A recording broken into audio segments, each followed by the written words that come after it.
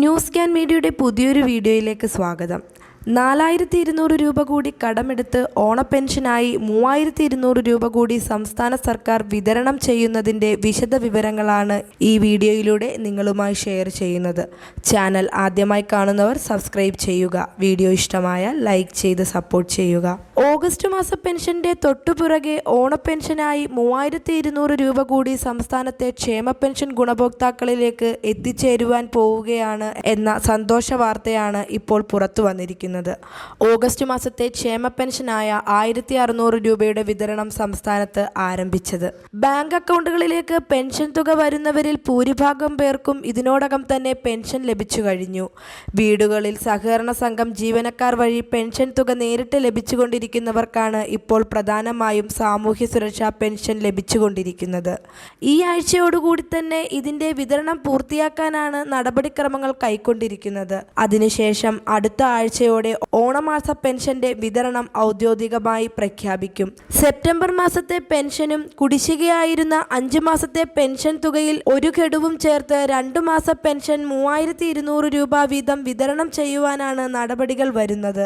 നേരത്തെ ക്ഷേമ പെൻഷൻ ഉൾപ്പെടെയുള്ള ചിലവുകൾക്കായി 5000 കോടി രൂപ കടമെടുക്കുവാൻ സംസ്ഥാനം കേന്ദ്രത്തോട് അനുമതി ചോദിച്ചിരുന്നു. സംസ്ഥാന സർക്കാരിന്റെ ആവശ്യം കണക്കിലെടുത്ത് അടിയന്തരമായി 4200 കോടി രൂപ വായ്പ എടുക്കാൻ കേന്ദ്രം അനുമതി നൽകി. ഓണച്ചെലവുകൾക്കായി പണം കണ്ടെത്താൻ സംസ്ഥാന സർക്കാർ ബുദ്ധിമുട്ടുന്നതിനിടെയാണ് കേന്ദ്രത്തിൽ നിന്നും അനുമതി നൽകിക്കൊണ്ടുള്ള കത്ത് കഴിഞ്ഞ ദിവസം എത്തിയത്. ഈ വർഷം ആകെ 37,512 കോടി രൂപയാണ് കടമെടുക്കുവാൻ കേന്ദ്രം അനുവദിച്ചത്. ഇതിൽ 21,253 കോടി രൂപ ഡിസംബർ വരെ എടുക്കുവാനായിരുന്നു അനുമതി. ജനുവരി മുതൽ മാർച്ച് വരെയാണ് ശേഷിക്കുന്ന തുക എടുക്കുവാനാവുക. കഴിഞ്ഞ ചൊവ്വാഴ്ചയോടെ 21,253 കോടി രൂപയും സംസ്ഥാന സർക്കാരിന് കടമെടുത്തു തീർക്കേണ്ടി വന്നു. ജനുവരി മാർച്ച് കാലയളവിലേക്ക് കടമെടുക്കുവാനായി മാറ്റിവെച്ചിരിക്കുന്ന തുകയിൽ നിന്നും 5000 കോടി രൂപ മുൻകൂർ വായ്പ എടുക്കാനാണ് കേന്ദ്രത്തിന്റെ അനുമതി കേരളം തേടിയത്. തൽക്കാലം 4200 കോടി രൂപ കടമെടുക്കാൻ അനുമതി നൽകുകയായിരുന്നു.